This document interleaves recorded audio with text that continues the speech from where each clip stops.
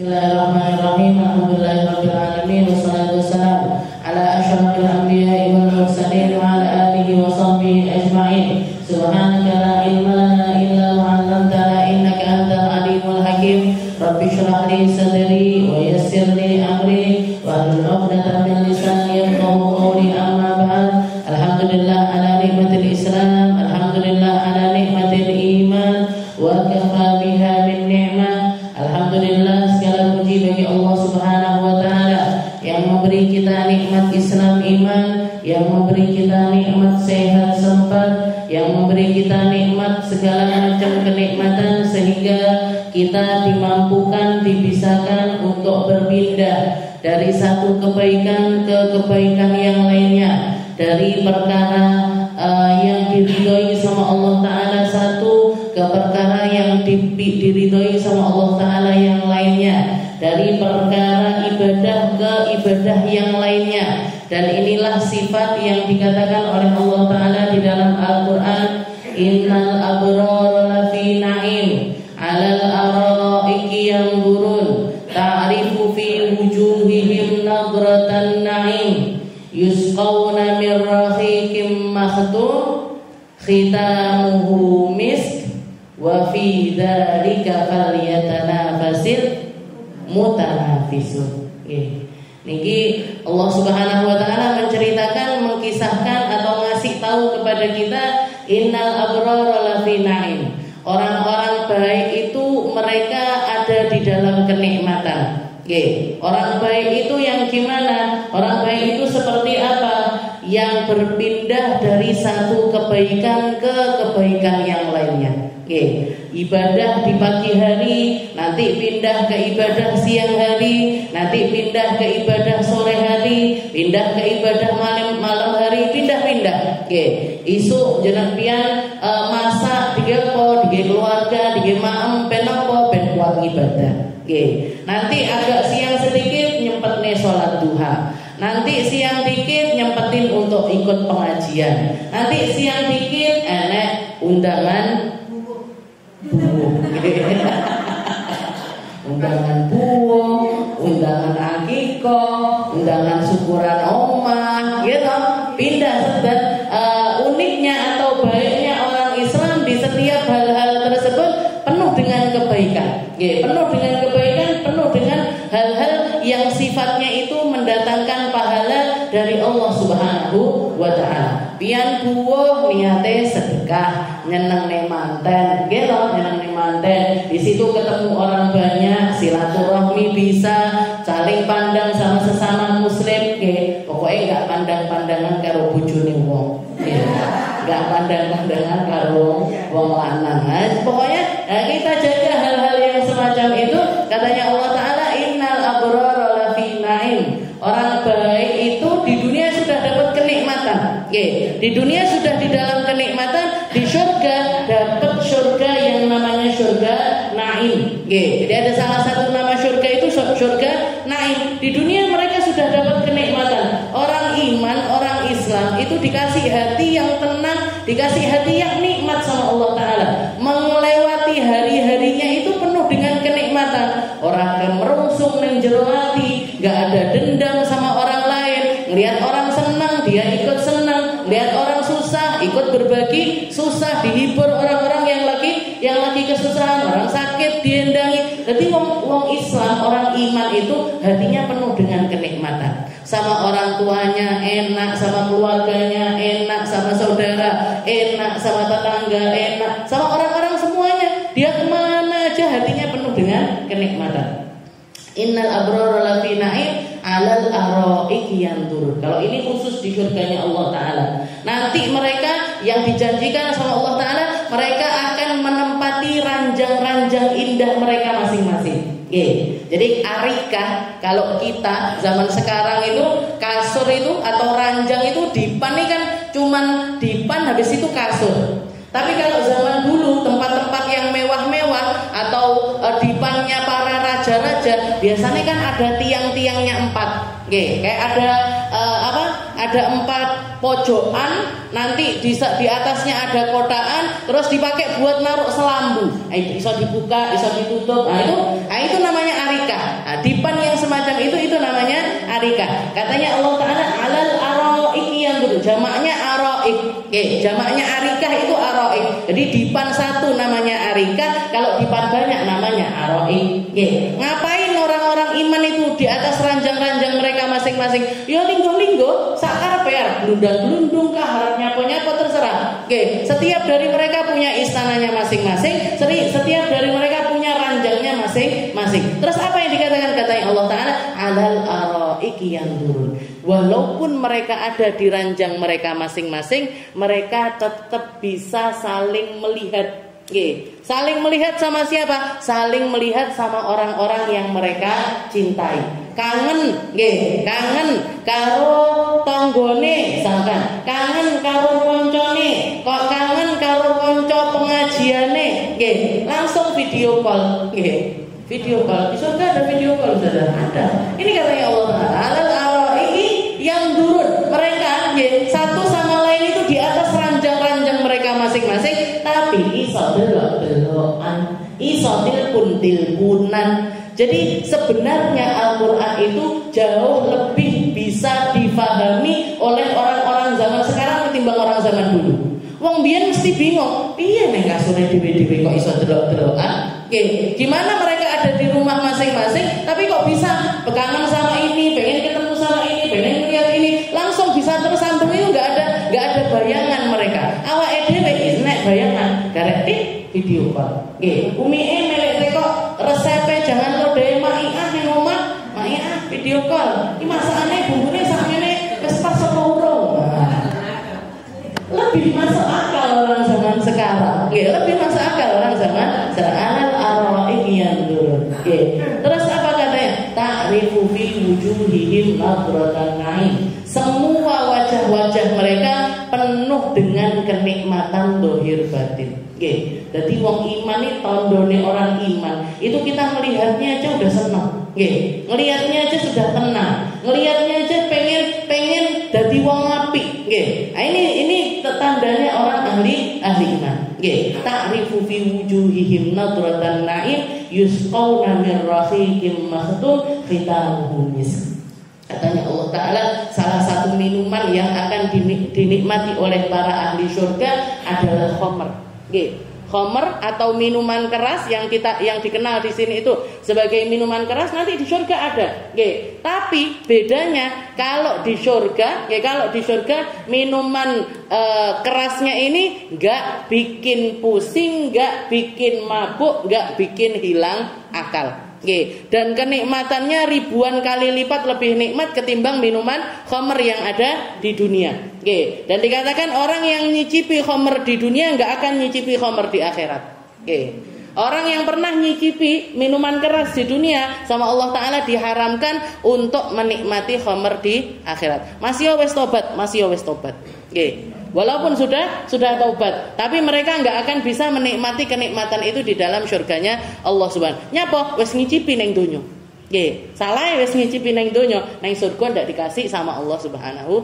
Kita muhumis wa fi dzalika falyatanafasil mutanafisun. Katanya Allah Ta'ala, yang semacam ini loh yang harusnya kalian rebutan. Yang semacam ini yang kalian itu harusnya perjuangkan. Yang semacam ini harusnya kalian berlomba-lomba untuk mendapatkan hal tersebut. Dadi wong apik, dadi orang yang pindah dari satu kebaikan ke kebaikan yang lain. Ojo waleh dadi wong apik. Ojo kesel dadi wong apik. Nggih to? Kesel Bu dadi wong apik. Naudzubillah.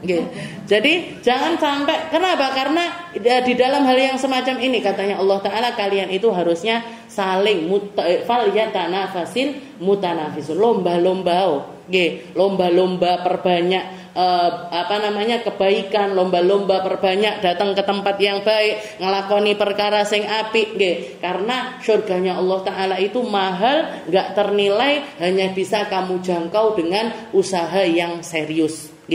Hanya bisa kamu jangkau dengan usaha-usaha yang benar, usaha-usaha yang diridhoi sama Allah Ta'ala. Dan semua dari kebaikan itu pijakannya adalah ilmu.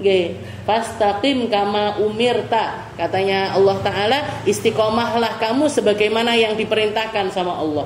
Berarti kalau kita mau jadi orang baik, ya jadi orang baik versinya Allah, bukan orang baik versine wong Amerika, versine wong Inggris, versine wong Jepang, versine wong Korea, nggih. Ada banyak orang baik di sana dengan berbagai macam kebaikannya, dengan berbagai macam versinya. Tapi kamu jadi patokan kebaikanmu jangan patokannya manusia, tapi patokannya Allah Ta'ala. Sing ditiru sapa? Sing ditiru Nabi Muhammad sallallahu alaihi wasallam.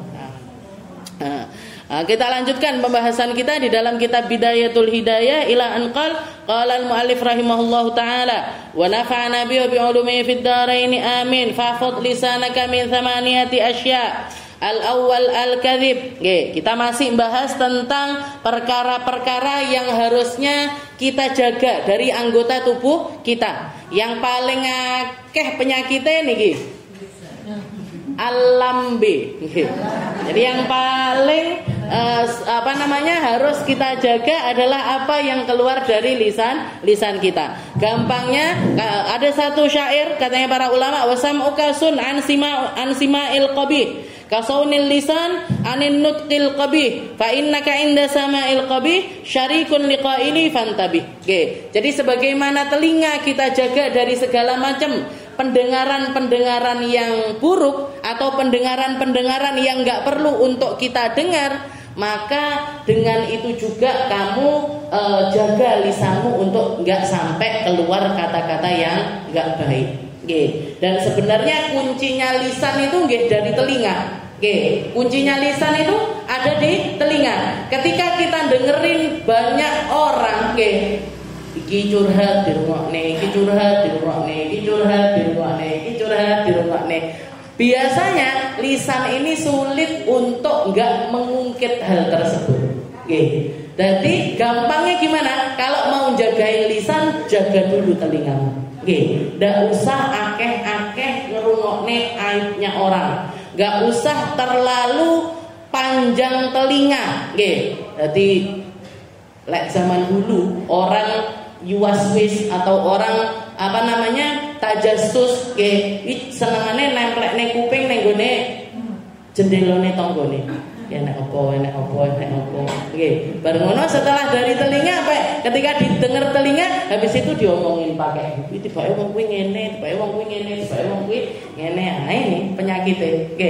Jadi akhirnya enggak terjaga semuanya. Akhirnya enggak terjaga semua. Jadi telinga kita tutup untuk enggak mendengarkan orang lain, itu lebih mudah. Ketika kita enggak banyak dengar aibnya orang, itu lebih mudah bagi kita untuk menjaga lisan kita. Kalaupun misalkan kita mendengar sesuatu yang enggak enak, wis kadung nyampe, wis kadung mlebu ning gone kuping, maka yang harus kita lakukan adalah ngunci lisan. Ngunci lisan agar aibnya orang ini enggak sampai keluar dari diri kita. Faqad lisanaka min thamaniyati asya'. Ini penyakit lisan, paling enggak ada 8 macam. Al-awwal al-kadhib. Katakan oleh Imam Ghazali yang pertama adalah kebohongan. Faqad lisanaka minhu fil jiddi wal hazli. Katanya Imam Ghazali, jaga lisanmu jangan sampai bohong, baik itu serius ataupun juga bercanda. Jadi pas tenanan karo pas etok-etokan ojo sampai ngapusi. Jangan sampai bohong. Karena kalau kita sekali bohong atau sering kali berbohong, orang nggak ngerti. Ya sebenarnya tenanan apa etok-etokan. Jadi ini beneran apa serius apa enggak ini sebenarnya orang ini? Itu jadi diragukan karena kita sering berbohong. Wala tu'awid nafsakal kadhib hazlan. Dan sebaiknya jangan kamu biasakan bercanda dengan cara yang bohong. Rasulullah itu senang guyonan, Rasulullah itu orang yang humble. Rasulullah itu orang yang suka istilahnya serawung sama orang dan lain sebagainya, itu senang Rasul. Dan seringkali juga bercanda, tapi candaannya Nabi itu nggak pernah diisi dengan kebohongan. Selalu fakta, selalu atas dasar fakta. Kayak yang perempuan sepuh datang kepada Nabi, ya Rasul, untuk muli an adkhulal jannah, ya Rasul, doakan saya masuk surga ya Rasul. Jareke Rasul, neng surga ndak enek wong tuwek, Bu. Nang surga enggak enak wong tua. Nangis nini ini gua. Oke. Nangis nenek itu, nangis sedih dia dengar perkataannya Nabi. Katanya Nabi panggilan nini itu, panggil dia, kasih tahu dia orang-orang dia akan masuk surga tapi akan diganti, akan dirubah fisiknya oleh Allah Ta'ala jadi muda lagi. Kan bener berarti. Nggih, nang surga ndak enak wong tua. Orang sepuh itu nggak ada di dalam surga. Yang ada orang-orang yang meninggal dalam keadaan sepuh nanti masuk surga diganti jadi muda lagi. Diseragamne sama Allah Ta'ala nih nanti. Nggih, umure padha 33 kabeh. Umurnya sama 33 semuanya. Tinggi badannya kayak Nabi Allah Adam, nggih. Jadi gede dhuwur kayak Nabi Allah Adam. Setelah itu ayu-ayu kabeh, ganteng-ganteng kabeh. Setara dengan siapa? Setara dengan Nabi Allah Yusuf, nggih. Setara dengan Nabi Allah Yusuf. Akhlaknya kayak akhlaknya Nabi Muhammad sallallahu alaihi wasallam. Niki koyoke takdire ngeten nggih. Jadi seperti itu. Nanti Rasulullah bercanda banyak guyonan sama para sahabat, tapi nggak pernah bohong. Nah, ini jadi wala tu'awid nafsakal kadhib hazran fa yatada'a ila al-jid. Nanti serius pun kamu bakalan dianggap guyonan, serius pun kamu nggak akan dianggap sama orang karena seringkali berbohong. Fal kadzib min ummahatil kabair, dan sesungguhnya kebohongan itu termasuk dosa besar. Ummahatil kabair. Jadi bahkan mbok-mbokane dosa besar. Bukan cuma dosa besar, tapi ibu-ibunya dosa besar. Kalau kemarin di Darussalam kita bahas tentang macam-macamnya dosa, ada yang namanya dosa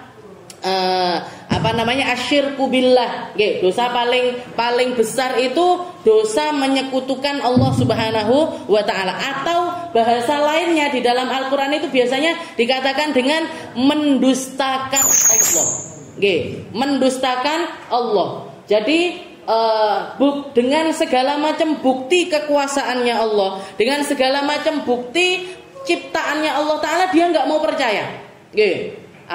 Allah Ta'ala menceritakan di dalam Al-Quran, aku punya langit, aku punya bumi, aku punya matahari, aku punya bulan bintang, aku punya segala macam ciptaanku yang besar-besar ini, yang bisa kamu lihat secara kasat mata, bisa kamu pandang, bisa kamu rasakan keberadaannya. Kok masih bikin kamu ini nggak percaya kalau Allah Ta'ala itu akan ketika kamu mati bakalan dibangkitkan kembali, adanya hari kiamat dan lain sebagainya. Nah, itu dibahasakan dengan yukadzibullah, berdusta dengan ketentuannya Allah, berdusta tentang Allah.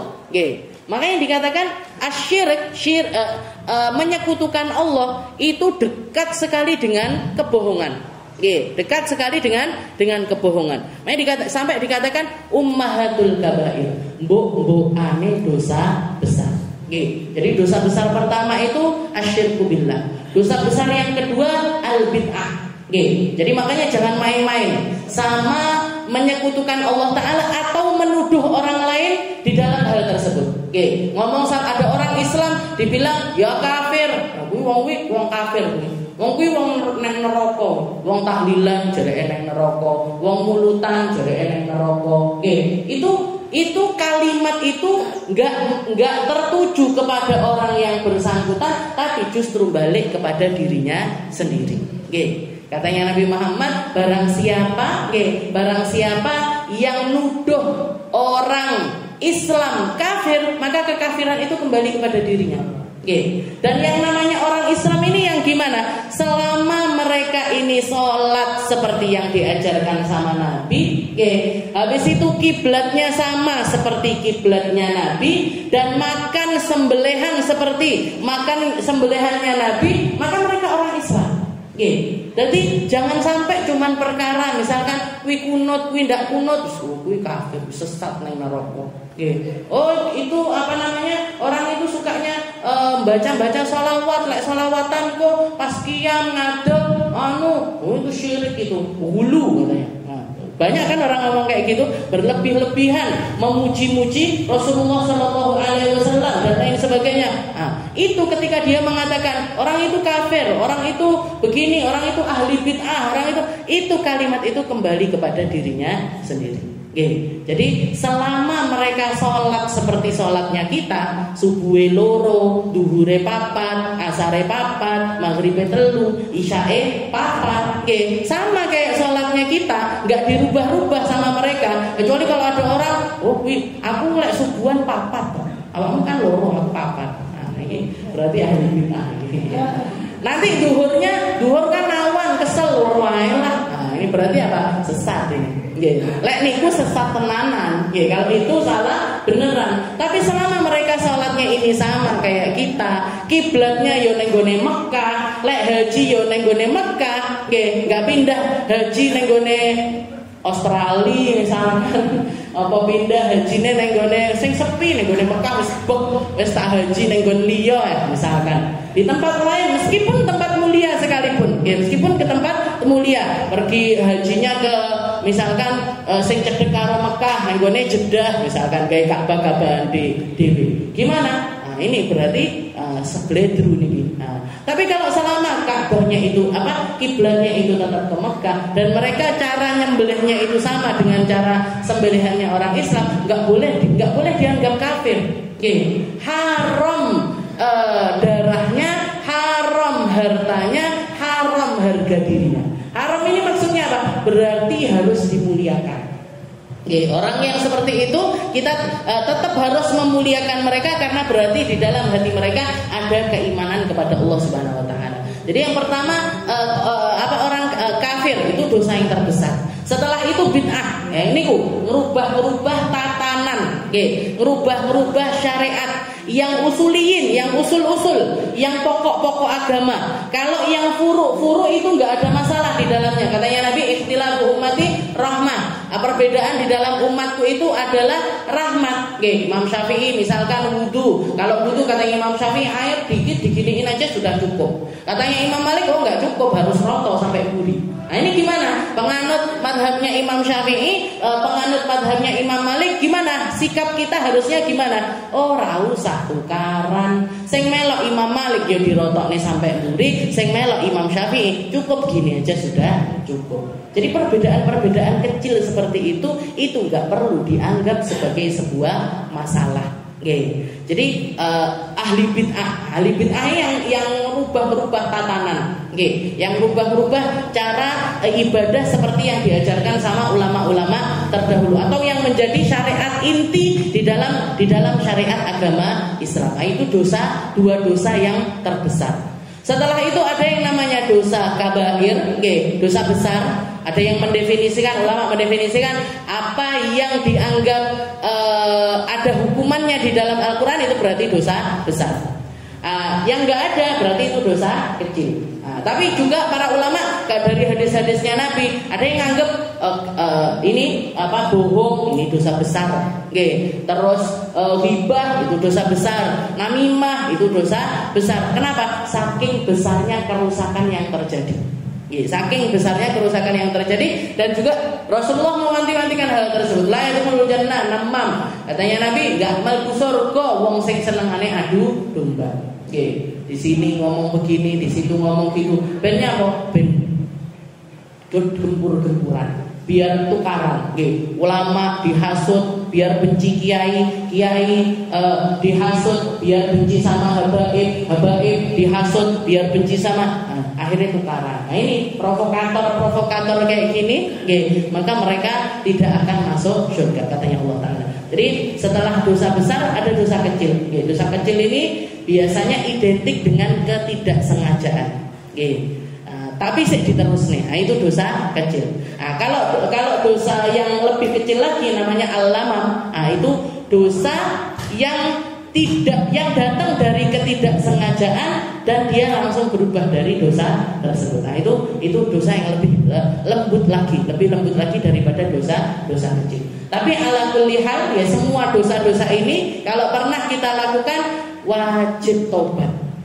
Harus minta ampun, harus istighfar, harus ditobati dari dosa-dosa tersebut. Termasuk ini, tahu ngapusi koncone, tahu ngapusi bojone, tahu ngapusi anake, nah itu termasuk harus sesuatu yang harus kita tobati. Tahu jikok duwike umike misalkan ulun tahu jikok duwike umike 10.000, 5.000 ngono. Nah, tapi bohong, enggak ngomong bohong lagi. Nah, ini itu sesuatu yang harus ditobati. Perlu dibalekne tapi nggih. Lek utangnya sama orang lain apalagi kudu dibalekne. Utang apa enggak utang, Bu? Utang diganti istighfar gak kena. Tak bayar ya utangnya, tak sholatnya awakmu benbengi petang rakaat 6 rakaat enggak bisa. Utang duit ya harus dibayar dulu. Tsumma innaka idza urifta bidzalik saqatat thiqah biqaulik. Dan kalau kamu seringkali sengaja berbohong, maka kepercayaannya orang ini akan jatuh dari dirimu. Orang yang suka bohong gak akan dipercaya oleh orang lain. Wa tasdari kal ayun wa tahtaqiruk, dan orang-orang akan meremehkan dirimu, orang-orang gak akan mempercayai dirimu lagi. Ojo arisan gone wong kuwi dintek terus padahal. Jangan deket-deket sama orang itu, kamu nanti bakalan dimanfaatin. Nah, jadi orang yang nggak bisa dipercaya itu rata-rata nggak punya temen. Masih yo golek konco terus. Walaupun dia nyari teman terus, nanti ketaton, nyari teman yang lain, ketaton neh, nyari teman yang lain, ketaton neh, terus hidupnya orang yang penuh dengan kebohongan itu selalu seperti itu. Fa idza aradta an ta'rifa qubhal kadhib min nafsik. Nah, kalau kamu pengen tahu buruknya sebuah kebohongan di dalam dirimu, kalau kamu pengen tahu kadarnya, fandur ila kadhibi ghairik wa ila nafrati nafsika anhu. Lihat bagaimana ketika kamu itu mendapatkan kebohongan dari orang lain. Rasanya gimana? Yang kamu rasain apa? Dan bagaimana kamu memilih untuk pergi dari orang tersebut atau menjauh dari orang tersebut. Nah, seperti itulah yang terjadi kalau kamu itu bohong sama orang lain. Kalau kamu semuanya mungkin kita pernah dibohongin orang, dikhianati orang, dikemplang uang, Pak. Insyaallah lek saumuran pian-pian ini wis tahu kabeh, ndak enek sing gak tahu dimonokne uang. Rasanya kan gak enak, rasanya sakit, dan ditambah lagi gak akan bisa lupa. Selama ndak amnesia ndak bakalan lali. Wong kuwi sing tahu ngapusi aku. Wong kuwi sing tahu ngomong ini bar ngono ngene. Orang itu yang pernah bawa lari uang saya. Misalkan kita sudah menganggap itu selesai, menganggap itu wis ben tak ridakne, wis wong yo mek sakmono misalkan. Saya ridoin, saya lepasin, saya halalkan. Hal itu saya halalkan dari dirinya. Tapi bisa lupa apa ndak? Gak iso. Gak iso delok neng manten. Sing kebayang nggih niku kejadian pengkhianatan itu. Meskipun misalkan sebelumnya itu sahabatan suwi, sahabatan lama, sahabatan baik, runtang-runtung rene, runtang-runtung rene, temenan baik, tapi begitu ada pengkhianatan yang semacam itu, gak akan bisa lupa. Gak akan bisa lupa. Makanya katanya Imam Ghazali, makanya kamu jangan nirukan apa yang dia lakukan. Karena ketika kamu melakukan hal yang sama, orang yang kamu hianati, orang yang kamu bohongi merasakan seperti apa yang kamu rasakan. Wastihqarika li sahibih, dan jatuh harga dirinya orang itu jatuh di hadapan kita. Orang yang bohong, orang yang pernah bohong sama kita nggak akan nganggap perkataannya dia sebagai akhirnya remeh. Omongannya dia itu jadi sesuatu yang remeh.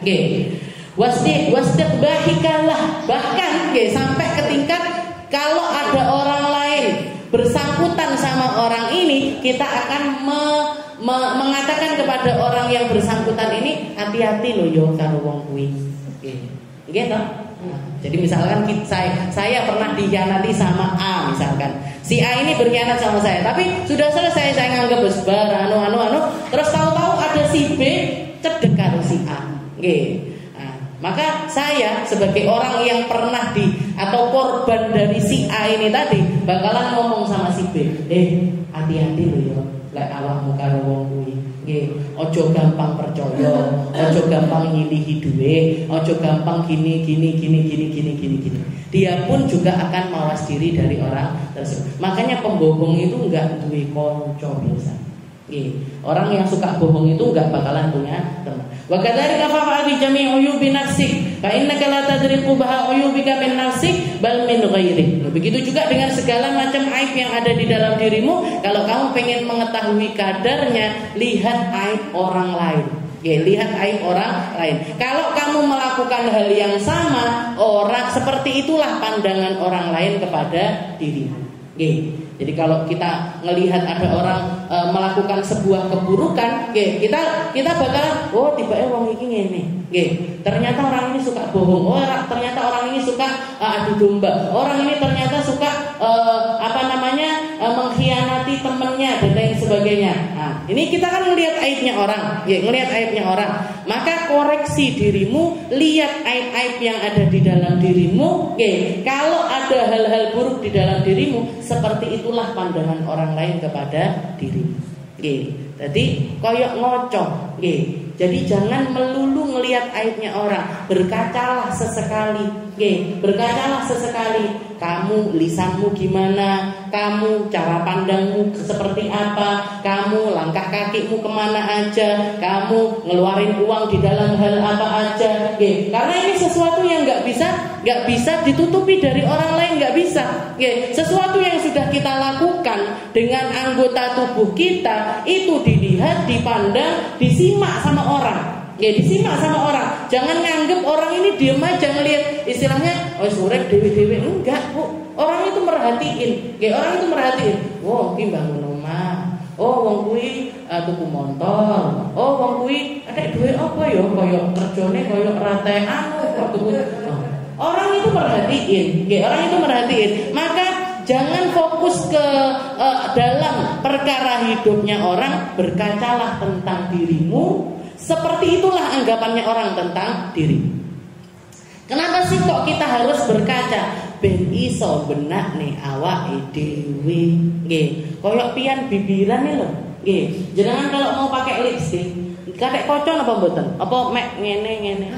Kan kalau aku jebret rene, kok jebret rene, gitu. Gawe alis ndelok neng kaca, gawe celak ndelok neng kaca. Ben nyapa ben ndak jebret rene, ben ndak jebret rene. Nah, biar apa? Biar jadinya bagus, biar nampaknya itu bagus. Jadi lek make up nih neng ngarep kaca, nggih. Aja bene sak paca ono sak karepmu, nggih. Pacaki koyo tetek melek. Nggih. Jadi berkacalah sesekali untuk tahu seperti apa pandangan orang tentang diri. Jadi jangan dikira orang itu merem. Merem. Orang-orang nggak ngerti hidup saya. Enggak, Bu. Mau kita hidup bersama, kita ini makhluk sosial. Hal-hal semacam itu mesti anak sing delok. Mesti ada yang tahu keburukan kalau sudah dilakukan itu pasti ada yang lihat, pasti ada yang memperhatikan. Dan pasti enek sing niteni. Kok langganan, kok terus-terusan, kok panggah ngono, seperti itu. Nah, jadi kita ngaca tentang diri kita biar tahu aibnya kita. Untuk apa? Untuk melepaskannya sedikit-sedikit. Tiba-tiba aku omongku sik karep salah dibenani diri-diri. Tiba-tiba aku dolanku sik kok panggah ning nggon sing elek-elek terus ya tak kelongane. Kok panggah mu nyeri warung neh wong delok wong iki panggah ning warung. Benenek kafe anyar diparani. Nah, itu diperhatikan sama orang, bukan enggak diperhatikan. Lek dijak-jalui sumbangan masjid angel, tapi panggah kulineran terus. Nah, diperhatikan itu sama orang. Jangan nganggep walaupun misalkan kita tapi aku orangnya cuek, aku nggak peduli sama omongannya orang, walaupun tapi pandangannya orang lain kepada kita itu sesuatu yang nggak bisa kita tutupi. Nggak bisa kita tutupi. Famastakbahtahu min ghairi faistakbihu ghairuk minka la mahalah. Jadi mustahil orang itu enggak menganggap keburukanmu itu mustahil. Bahkan keburukan sekecil apapun itu orang itu pepatahnya orang kita kan bilang gajah di pelupuk mata enggak kelihatan, debu di ujung sana kelihatan. Orang itu lebih aware, lebih gampang terpancing dengan aibnya orang ketimbang aibnya sendiri. Fala tardoli nafsik bidzalika. Jangan sampai jadi orang yang ridho dengan keburukan. Jangan sampai jadi aku yo ngene. Wes aku ki kayak koyok ngene, awakmu arep nganggep aku apik ataupun elek sakarepmu. Jangan jadi orang yang semacam ini. Kenapa? Karena berarti kita enggak peduli tentang jalan akhirat kita. Orang baik itu dohirnya ya harus diperhatikan, batinnya juga harus diperhatikan. Makanya dikatakan Rasulullah ketika turun ayat ini, ketika ditanya sama sahabat, "Qad syibta ya Rasul, jenengan ubannya mulai keluar ya Rasul." Katanya Rasul, "Na'am, syayyabatni Hud wa akhwatuha." Yang bikin saya keluar uban ini surat Hud sama teman-temannya surat Hud. Para ulama mengatakan yang paling bikin Rasulullah ini keluar uban adalah satu kalimat, fastaqim kama umirta. Sing lurus Muhammad. Jadilah kamu orang yang lurus, sebagaimana kamu memang diperintahkan sama Allah Ta'ala untuk jadi orang lurus. Lurus gimana? Lurus dohirnya, lurus batinnya. Lurus cara pandangnya, cara dengarnya, cara ucapnya. Jadi kelakuan-kelakuan apapun yang dilakukan sama Nabi itu sama Allah Ta'ala diperintahkan untuk lurus sesuai dengan perintah dari Allah. Itu sampai beban untuk jadi orang lurus itu sampai bikin Rasulullah itu keluar uban banyak. Jadi nggak bisa kita halah aku yo ngene iki. Aku yo wis ngene iki, awakmu terima karepmu ora karepmu. Ya sudah, jangan salahkan kalau Allah Ta'ala nanti juga akan nyemplungkan kamu ke neraka. Jangan salahkan kalau kamu tidak akan diperdulikan sama Allah Ta'ala. Al-yawma nansahum kama nasu liqa yaumihim hadza. Katanya Allah Ta'ala di akhirat itu Allah Ta'ala merembuk, melupakan rahmatnya kepada orang-orang ahli maksiat, merupakan rahmatnya kepada orang-orang yang jauh dari jalannya Allah Ta'ala, yang lenggak-lenggok di dalam aturannya Allah Subhanahu wa Ta'ala, nginjek-nginjek aturannya Allah. Dikongkon sholat gak gelem sholat, disuruh puasa Ramadan gak mau puasa, disuruh jadi orang amanah gak mau amanah, disuruh ngomong yang baik gak mau ngomong baik. Ngomongnya apa? Terserah aku, terserah aku, iki uripku, iki umurku dan lain sebagainya. Maka katanya al-yawma nansahum. Nanti di akhirat jangan salahkan kalau Allah Ta'ala bilang sekarang tak lupakan dirimu sebagaimana kamu seumur hidup melupakan aku. Sebagaimana kamu seumur hidup melupakan aku, tak kongkon lurus gak gelem lurus, tak kongkon apik gak gelem apik.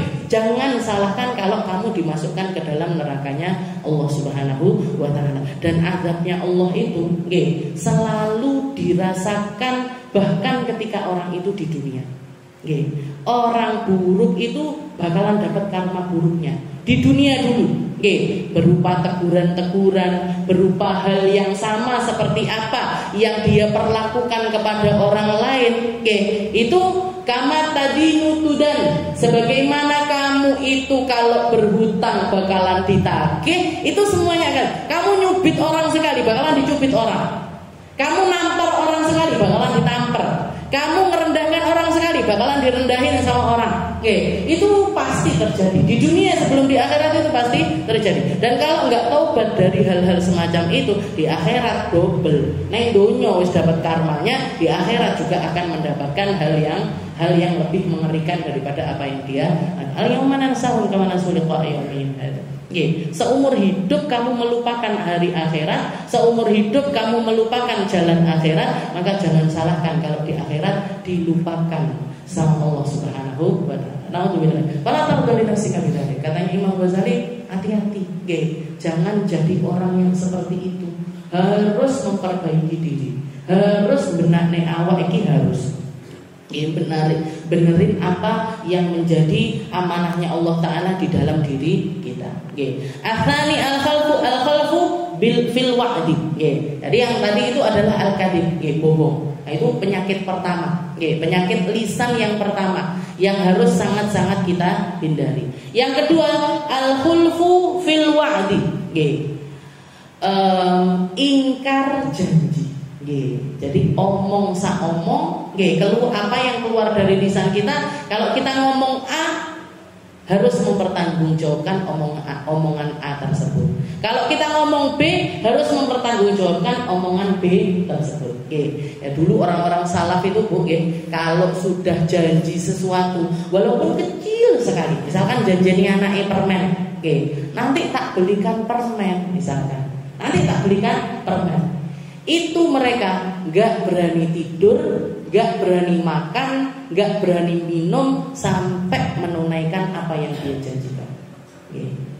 Dewi kan enggak, kok tak jak dolan, kok lek anu tak jak dolan, berno wes lulus lali. Nanti kalau apal surat ini tak belikan baju baru, janji tak, insya Allah, sampai anaknya nggak percaya kalau insya Allah ibu ini, sampai anaknya sendiri nggak percaya sama omongan insya Allah dari orang tuanya sendiri, dirusak kadar insya Allah itu sama orang tuanya sendiri. Jadi orang-orang salaf itu, kalau mereka sudah janji walaupun kecil, nanti tak usap kepalamu, dan lain sebagainya, nanti tak cium ya. Kalau itu mereka nggak berani tidur, nggak berani makan, nggak berani minum sampai menunaikan janjinya. Jadi al-khalfu fil wa'di ini juga termasuk penyakitnya lisan. Fa iyyaka an ta'id bi syai'in illa wa tafiya bih. Maka hati-hati kamu, jangan sampai menjanjikan sesuatu kecuali yang kamu bisa menunaikannya. Jangan menjanjikan sesuatu kecuali yang kamu bisa menunaikan tentang janji tersebut. Bal yang bagi ayakuna ihsan kalinas fi'lan bila qaul. Bahkan sebaiknya gak perlu janji, langsung lakukan kebaikan-kebaikan sama orang-orang sekitar kita. Jadi gak perlu banyak ngumbar janji. Engko ngene yo, engko bakal ngene. Nah, ndak usah janjikan sesuatu, tapi cukup perlakukan baik orang lain.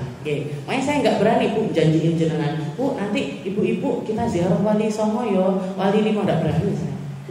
Wedi nggak bisa melakoni, takut nggak bisa menjalankan dengan janji tersebut. Kalau memang ada kesempatan, langsung aja. Nanti tanggal sekian, yang mau ikut daftar harganya sekian, begini. Budal bareng. Seenakan gitu, ketimbang dijajan. Nanti milad kita tahun depan, gini. Kok hataman iki kita bidaya kita gini ya Bu ya. Nanti bikin acara ini. Wedi lek ndak iso nglakoni, malah entuk dosa. Dosa napa? Dosa ingkar janji. Dosa yang namanya ingkar ihsan kalinas fi'lan bila. Jadi kata Imam Ghazali, bahkan sebaiknya kamu itu kalau melakukan kebaikan, lakukan aja kebaikan itu, enggak perlu pakai omongan. Jadi benda dadi tong kosong nyaring bunyinya. Ustazah Minahi panggal janji tok. Jereke ngejak, jereke rene, jereke dolan rene. Omong tok. Biar enggak jadi orang yang seperti itu. Ya kan tak bisa. Fa idza turinta ilal wa'di fa iyyaka an tukhlif illa li'ajzin aw darurah. Dan kalau memang kamu darurat untuk berjanji, kalau memang harus untuk melakukan sebuah perjanjian, fa iyyaka an tukhlif, maka jangan kamu khianati janji tersebut kecuali kalau memang karena benar-benar tidak mampu untuk menunaikan janji tersebut. Au darurah, atau karena sebuah perkara darurat. Jadi misalkan kayak itu, ulun janjeni pian untuk berangkat ziarah misalkan gitu, wis kadung daftar, wis kadung sudah ditentukan tanggal sekian, bulan sekian, jam sekian kumpul di sini, wis ditoto sembarang-barang, ternyata terjadi sesuatu yang tidak di luar prediksi, sakit misalkan, atau ada musibah apa, atau ada kejadian apa. Nah itu kita melepaskan janji tersebut bukan karena nggak mau menunaikannya, tapi karena memang ada sesuatu yang lebih darurat. Au darurah. Fa inna dzalika min amaratin nifaq wa khaba'ithil akhlaq. Karena yang semacam itu, kalau kamu melakukan yang semacam itu, lepas-lepas janji atau ingkar-ingkar janji, itu termasuk tanda-tanda kemunafikan.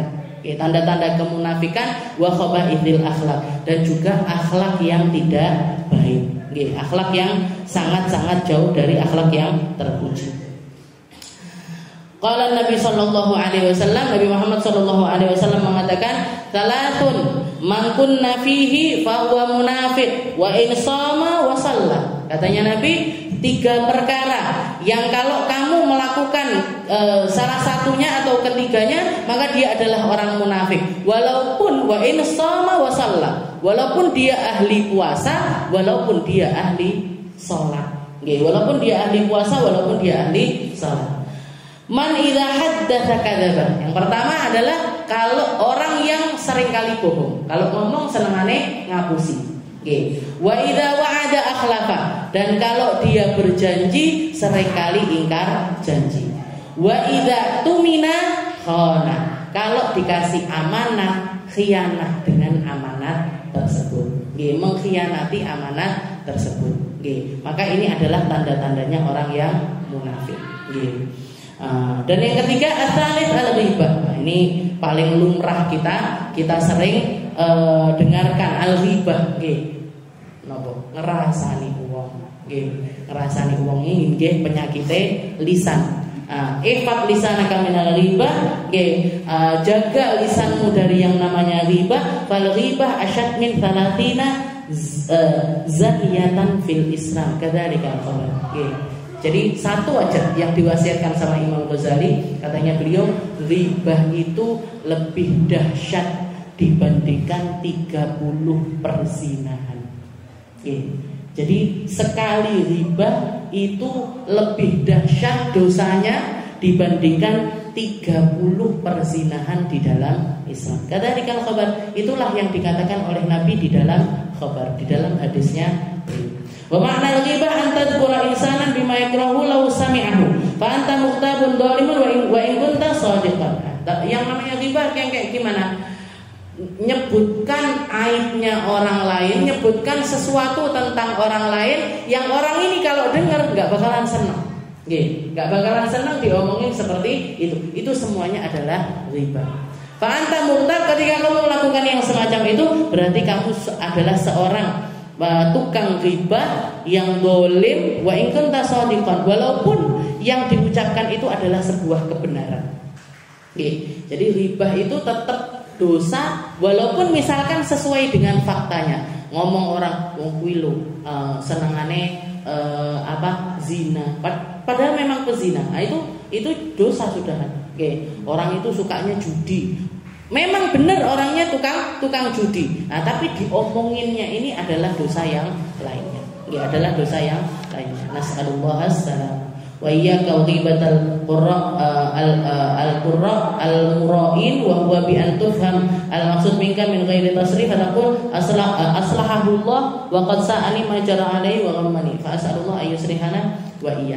Nah, jadi ghibah dengan segala macam bentuknya ghibah itu sesuatu yang sebaiknya kita hindari 100%. Makanya kalau ketemu orang dan lain sebagainya, diusahakan untuk nggak perlu ngorek-ngorek aibnya orang tersebut.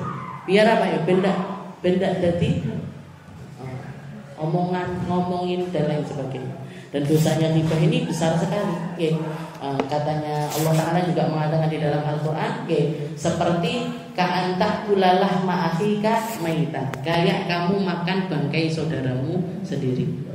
Jadi kayak kamu makan bangkainya saudaramu sendiri, itu setara dengan dosanya ghibah. Wallahu a'lam bishawab.